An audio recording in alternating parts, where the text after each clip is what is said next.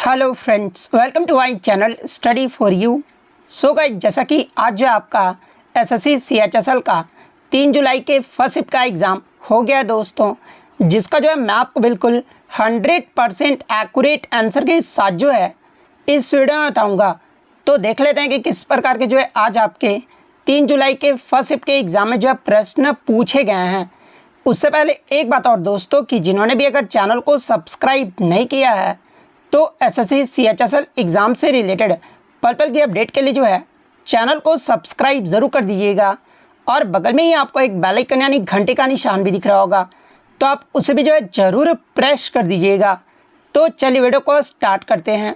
तो आपका पहला क्वेश्चन आया था कि 42वें संविधान संशोधन द्वारा भारत के संविधान में जो है कितने मौलिक कर्तव्य को जो है वो जोड़े गए थे। तो देखिए, मैं आपको बता दूं कि 42वां जो संविधान संशोधन हुआ था ना, ये आपका 1976 में हुआ था। और इस संविधान संशोधन के द्वारा जो है भाग 4 और अनुच्छेद 51A में जो है हमारे संविधान में 10 मौलिक कर्तव्यों को जो है वो जोड़ा गया था। तो 10 आपका यहाँ पे करेक्ट आंसर होगा।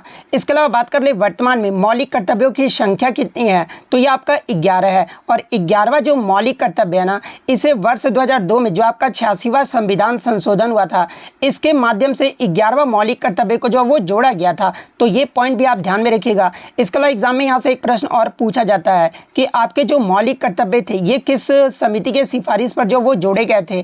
तो देखिए, सरदार स्वर्ण सिंह समिति के सिफारिश पर जो है हमारे संविधान में मौलिक कर्तव्य को जो वो जोड़ा गया था। इसके अलावा प्रीवियस शिफ्टों में आपसे यहाँ से पूछा गया था कि स्वर्ण सिंह समिति के सिफारिश पर जो है कितने मौलिक कर्तव्य का सुझाव जो है वो दिया गया था। तो देखिए, मैं आपको बता दूं कि स्वर्ण सिंह समिति के सिफारिश पर जो है आपके 8 मौलिक कर्तव्यों का जो सुझाव है वो दिया गया था। लेकिन आप बताऊंगे, आप लोग बोलेंगे कि 10 मौलिक कर्तव्य फिर सर कैसे जोड़े गए थे। तो देखिए, मैं आपको बता दूं कि जो 2 आपके मौलिक कर्तव्य थे ना, वो आपके इंदिरा गांधी सरकार के द्वारा जो है इसे इम्प्लीमेंट जो है वो किया गया था। तो ये पॉइंट भी आप ध्यान में रखिएगा। यानी अगर स्वर्ण सिंह समिति के सिफारिश पर मौलिक कर्तव्य का जो सुझाव है ना, यह आपके 8 मौलिक कर्तव्यों का सुझाव दिया गया था। तो ये पॉइंट भी आप ध्यान में रखिएगा। और देखिए, मौलिक कर्तव्य को जो है ये आपका यूएसएसआर यानी वर्तमान में इसका नाम रूस है, और रूस देश के संविधान से जो है इसे लिया गया है। इसके अलावा 42वें संविधान संशोधन को जो है ये आपके लघु संविधान के रूप में भी जो है वो जाना जाता है। और इसी संविधान संशोधन के तहत जो है हमारे संविधान में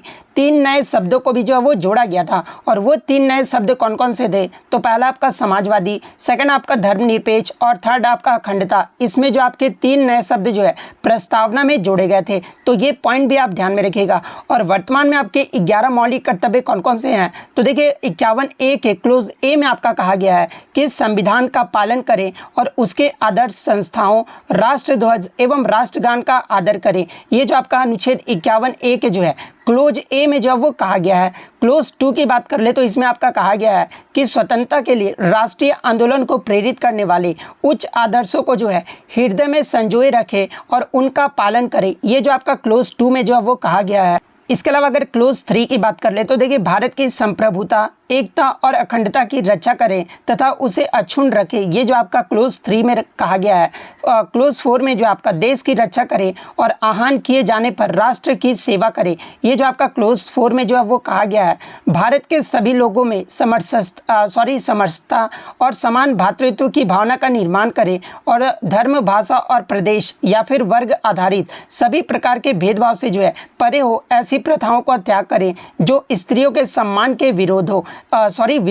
तो ये आपका क्लोज 5 में जब वो कहा गया है। छठे मौलिक कर्तव्य में आपका कहा गया है कि हमारे सामाजिक संस्कृति की गौरवशाली परंपरा का महत्व समझे और उसका परीक्षण करें। ये जो आपका छठे मौलिक कर्तव्य में कहा गया है। 7वें मौलिक कर्तव्य में जो है प्राकृतिक पर्यावरण, जिसके अंतर्गत वन, झील, नदी और वन्य जीव आते हैं, इनकी जो है रक्षा करें और संवर्धन करें तथा प्राणी मात्र के लिए जो है इन्हें दया भाव जो है वो रखें। ये जो आपके 7वें मौलिक कर्तव्य में कहा गया है। 8वें की बात कर ले तो वैज्ञानिक दृष्टिकोण से मानववाद और ज्ञानार्जन तथा सुधार की भावना का विकास करें। ये जो आपके 8वें मौलिक कर्तव्य में कहा गया है। 9वें में आपका सार्वजनिक संपत्ति को सुरक्षित रखें और हिंसा से दूर रखें। ये जो आपका 9वें मौलिक कर्तव्य में कहा गया है। 10वें मौलिक कर्तव्य की बात कर ले तो देखिए व्यक्तिगत और सामूहिक गतिविधियों के सभी क्षेत्रों में जो है उत्कर्ष की ओर बढ़ने का सतत प्रयास करें, जिससे राष्ट्र प्रगति की ओर निरंतर बढ़ते हुए उपलब्धि की नई ऊंचाइयों को छू ले। ये जो आपका 10वें मौलिक कर्तव्य में कहा गया है। 11वें मौलिक कर्तव्य में जो है आपका 6 से 14 वर्ष तक की आयु के बीच जो है अपने बच्चों को शिक्षा के अवसर उपलब्ध कराना, ये जो आपका 11वां मौलिक कर्तव्य में कहा गया है। और 11वां जो मौलिक कर्तव्य ये आपका 86वें संविधान संशोधन 2002 के माध्यम से जो है वो जोड़ा गया था। तो ये पॉइंट भी आप ध्यान में रखिएगा। नेक्स्ट क्वेश्चन आपका यहाँ पर आता है कि राष्ट्रमंडल खेलों में कुश्ती में भारत का जो पहला स्वर्ण पदक है ना, ये किसने जीता था? तो देखिए राष्ट्रमंडल खेलों में कुश्ती में भारत का जो पहला स्वर्ण पदक है ना, ये आपके गीता फोगाट ने जीता था। तो गीता फोगाट आपका यहाँ पे करेक्ट आंसर होगा। इसके अलावा मैं आपको बता दूं कि गीता फोगाट ने जो है कॉमनवेल्थ गेम्स में भारत का पहला स्वर्ण पदक कुश्ती में जो है कब जीता था? तो ये 2010 में जीती थी। और भारत में 1 मार्च जो कॉमनवेल्थ गेम्स आयोजित किया गया था ना, ये आपका 2010 में ही आयोजित किया गया था। तो ये पॉइंट भी आप ध्यान में रखिएगा। और इससे पिछला 2022 का जो कॉमनवेल्थ गेम्स है ये कहाँ पर आयोजित किया गया था? तो ये आपका बर्मिंघम इंग्लैंड में आयोजित किया गया था। तो ये पॉइंट भी आप ध्यान में रखिएगा। तो ये तो हो गया आपका कुश्ती में भारत का पहला स्वर्ण पदक। अगर सिर्फ पूछा जाए कि राष्ट्रमंडल खेल में महिलाओं की तरफ से जो है पहला स्वर्ण पदक ये जो है किसने जीता था? तो देखिए महिलाओं की तरफ से जो पहला स्वर्ण पदक है ना, ये रूपा उन्नीकृष्णन ने जीता था। रूपा उन्नीकृष्णन, मैं आपको बता दूं कि कॉमनवेल्थ गेम्स 1998 में 50 मीटर राइफल 50 मीटर राइफल में जो है ये भारत के तरफ से जो है ये स्वर्ण पदक जीती थी। और ये जो है पहली भारतीय महिला जो वो बन गई थी। तो ये पॉइंट भी आप ध्यान में रखिएगा।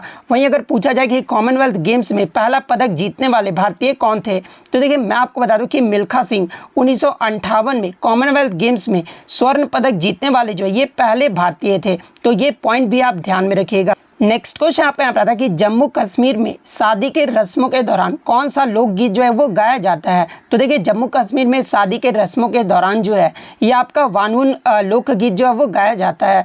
तो वानउन आपका करेक्ट आंसर होगा।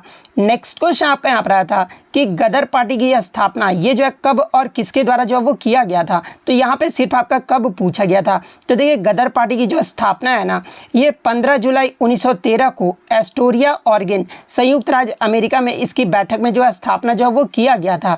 तो 15 जुलाई 1913 आपका करेक्ट आंसर होगा। और किसके द्वारा किया गया था? तो देखिए इसकी जो स्थापना है ना, ये स्वर्ण सिंह भकना और लाला हरदयाल के द्वारा जो इसकी स्थापना जो है वो किया गया था। तो ये फैक्ट भी आप ध्यान में रखिएगा।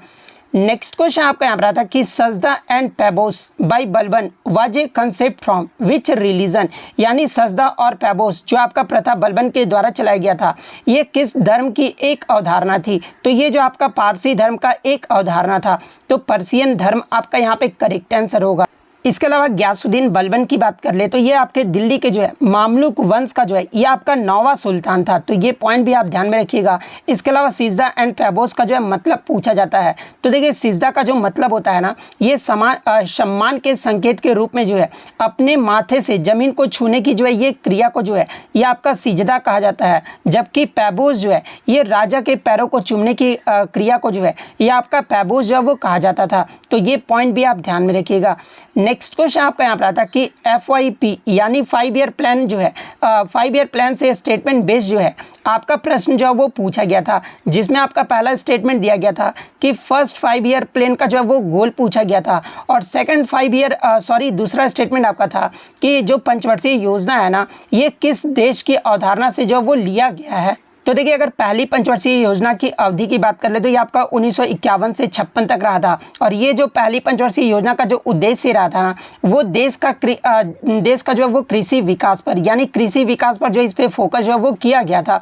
और पहली पंचवर्षीय योजना का जो लक्ष्य वृद्धि रखा गया था ना, वो आपका 2.1% रखा गया था। लेकिन वास्तविक जो वृद्धि हुआ था ना, वो 3.6% हुआ था। यानी पहली जो पंचवर्षीय योजना रहा था ये आपका सफल रहा था। और पहली जो पंचवर्षीय योजना था ये आपका हेराल्ड डोमर मॉडल पर आधारित था। इसके अलावा अगर दूसरी पंचवर्षीय योजना की बात कर लें तो देखिए दूसरी पंचवर्षीय योजना का जो उद्देश्य है ना, ये देश का औद्योगिक विकास था। और दूसरी पंचवर्षीय योजना जो है ये आपके PC महालनोबिस मॉडल पर आधारित था।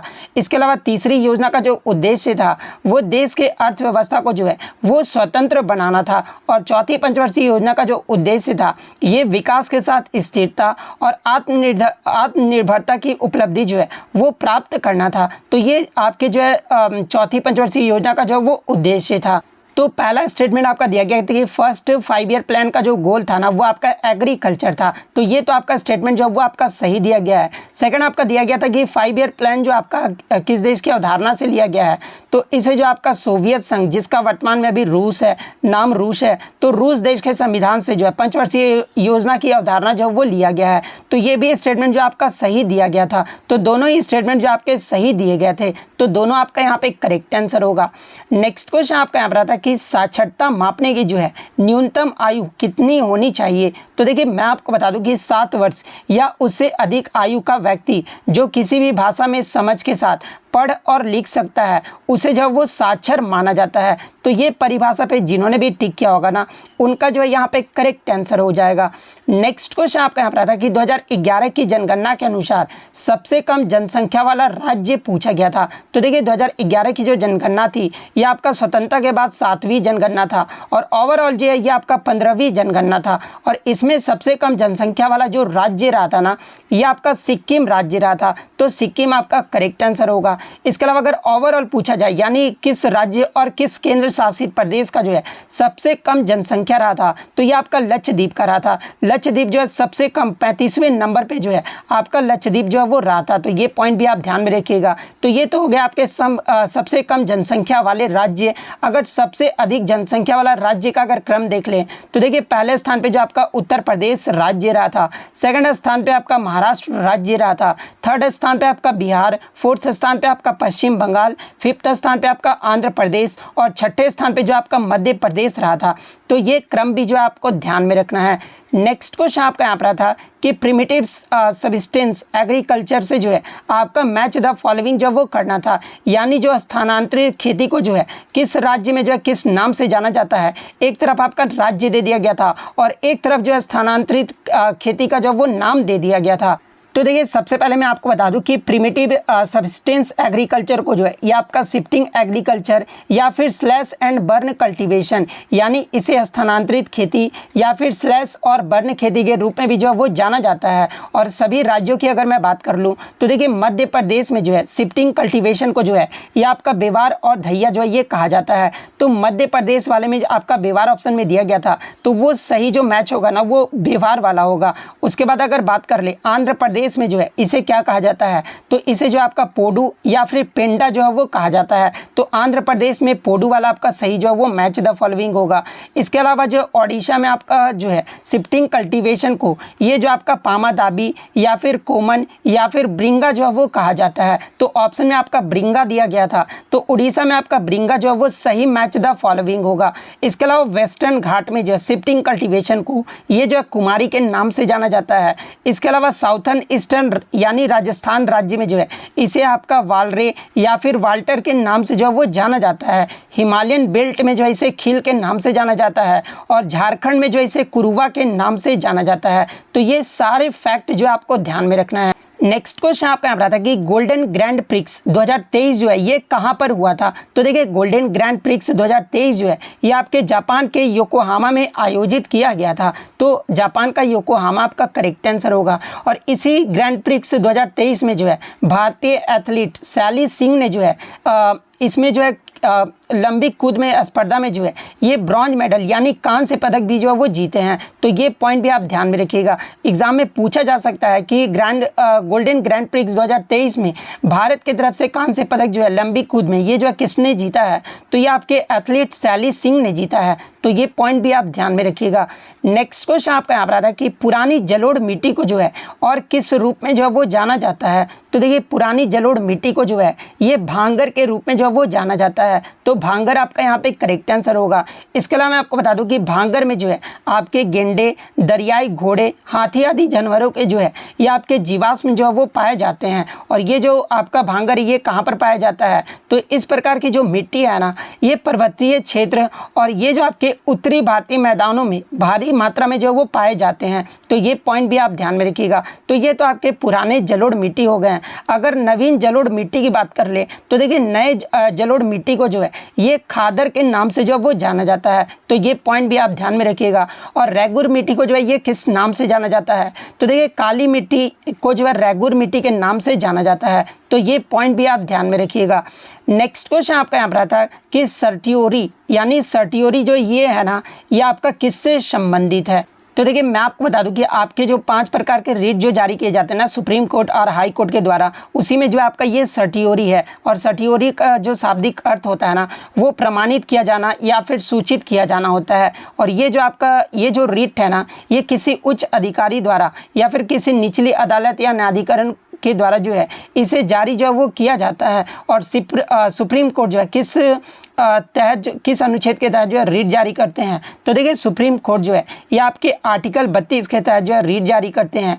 वहीं अगर उच्च न्यायालय यानी हाई कोर्ट जो है ये आपके आर्टिकल 226 के तहत जो है वो रीट जारी करते हैं। तो ऑप्शन में आपका दिया गया था कि आपका जो है कॉन्स्टिट्यूशनल रेमेडीज़ यानी जो आपका ये है ना क्या बोलते हैं सर्टियोरी, या आपके कॉन्स्टिट्यूशनल रेमेडीज से जो है वो संबंधित है। यानी अनुच्छेद 32 जो है एक मौलिक अधिकार है जो संवैधानिक उपचारों के अधिकार की गारंटी देता है। तो कॉन्स्टिट्यूशनल रेमेडीज आपका करेक्ट आंसर होगा। नेक्स्ट क्वेश्चन आपका यहाँ पर था कि which unemployment program extended by government till 30 June 2024। तो पूछा ये गया था कि किस बेरोजगारी योजना को जो है सरकार के द्वारा आपका 30 जून 2024 तक जो है इसे बढ़ा दिया गया है। तो देखिए मैं आपको बता दूं कि अटल बीमित व्यक्ति कल्याण योजना, इसे जो आपका 30 जून 2024 तक जो वो बढ़ा दिया गया है। तो अटल बीमित व्यक्ति कल्याण योजना आपका यहाँ पे करेक्ट आंसर होगा। इसके अलावा अगर इस योजना की बात कर ले तो ये जो योजना है ना, ये आपका 1 जुलाई 2018 से पायलट आधार पर शुरू में 2 साल की अवधि के लिए जो है ये आपका शुरू किया गया था। और अब इस योजना को जो है ये आपका 30 जून 2024 तक जो वो बढ़ा दिया गया है। और इस योजना के तहत जो है बेरोजगारी राहत की दर को पहले की 50% की दर से बढ़ाकर जो है इसका मजदूरी का जो दर है ना वो 50% करने के साथ साथ जो है पात्रता शर्तों में छूट देने का निर्णय भी जो है वो लिया गया है। तो ये पॉइंट भी आप ध्यान में रखिएगा। नेक्स्ट क्वेश्चन आपका यहाँ पर आता है कि right to health care act पारित करने वाला जो है भारत का पहला राज्य जो है ये कौन बना है। तो देखिए मैं आपको बता दूं कि right to health care act ये जो है कब पास हुआ था। तो ये आपका 21 मार्च 2023 को पास हुआ था। और इसको पास करने वाला जो है राजस्थान सरकार जो है ये भारत का पहला राज्य बना है। तो राजस्थान आपका यहाँ पे करेक्ट आंसर होगा। इसके अलावा मैं आपको बता दूं कि ये जो विधेयक है ना, ये राज्य के प्रत्येक निवासी को सभी सार्वजनिक स्वास्थ्य सुविधाओं में जो है बाह्य रोगी विभाग सेवाओं और रोगी विभाग सेवाओं का जो है मुफ्त लाभ उठाने का जो है अधिकार देता है। तो ये पॉइंट भी आप ध्यान में रखिएगा। नेक्स्ट क्वेश्चन आपका यहाँ पर आता है कि Oersted experiment in which year, यानी ऑस्टेड ने किस वर्ष में ये एक्सपेरिमेंट किया था कि बिजली और चुंबकत्व के बीच एक जो है वो रिलेशन यानी संबंध होता है। तो देखिए मैं आपको बता दूं कि विद्युत और चुंबकत्व के बीच संबंध का पता लगाने के लिए जो है 1820 में डेनमार्क के भौतिक विज्ञानी ऑस्टेड ने ये पाया कि बिजली और चुंबकत्व के बीच जो है एक संबंध होता है। तो ये जो एक्सपेरिमेंट है ना, ये आपके 1820 में जो है वो किया गया था। तो 1820 आपका यहाँ पे करेक्ट आंसर होगा।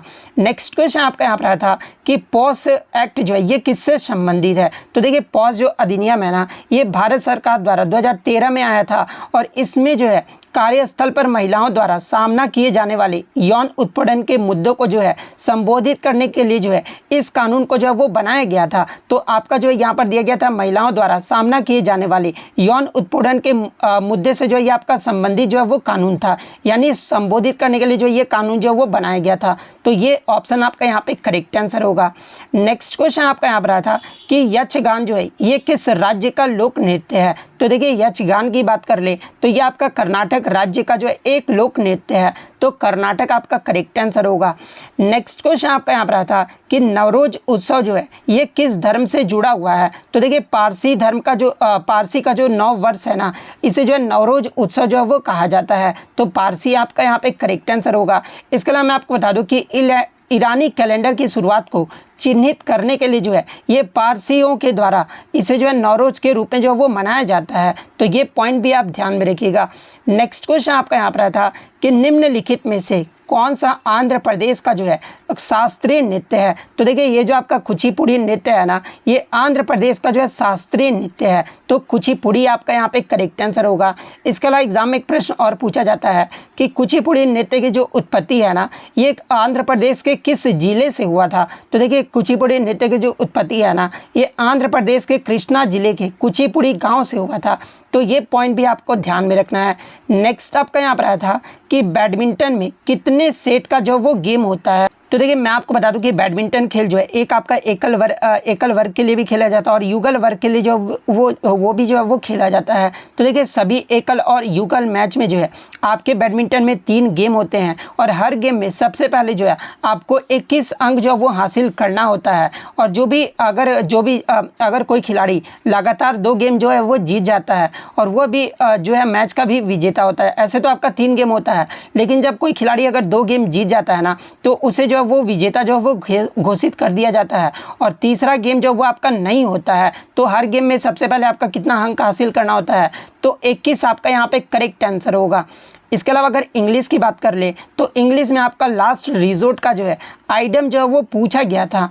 तो देखिए लास्ट रिजोर्ट का जो मतलब होता है ना, ये फाइनल कोर्स ऑफ एक्शन यानी कार्रवाई का एक अंतिम कोर्स, या फिर used only when all else has failed यानी केवल तभी उपयोग किया जाता है जब बाकी सब जो वो विफल हो गए हों। तो ऑप्शन में आपका used only when all else has failed ये दिया गया था, तो ये वाला ऑप्शन जो है आपका यहाँ पे करेक्ट आंसर होगा। इसके अलावा अगर सिनोनिम की बात कर तो कॉन्फिडेंशियल का जो आपका सिनोनिम पूछा गया था, तो देखिए कॉन्फिडेंशियल का जो सिनोनिम होता है ना ये आपका सीक्रेट होता है, तो सीक्रेट आपका यहाँ पे करेक्ट आंसर होगा। तो इतने क्वेश्चन जो है आज मुझे बच्चों के द्वारा मिले हैं जो कि 100% रियल और ऑथेंटिक हैं। तो अगर वीडियो अच्छी लगी हो तो वीडियो को जो है लाइक ज़रूर कर दीजिएगा और इसी तरह रियल एनालिसिस पाने के लिए जो है चैनल को सब्सक्राइब ज़रूर कर दीजिएगा।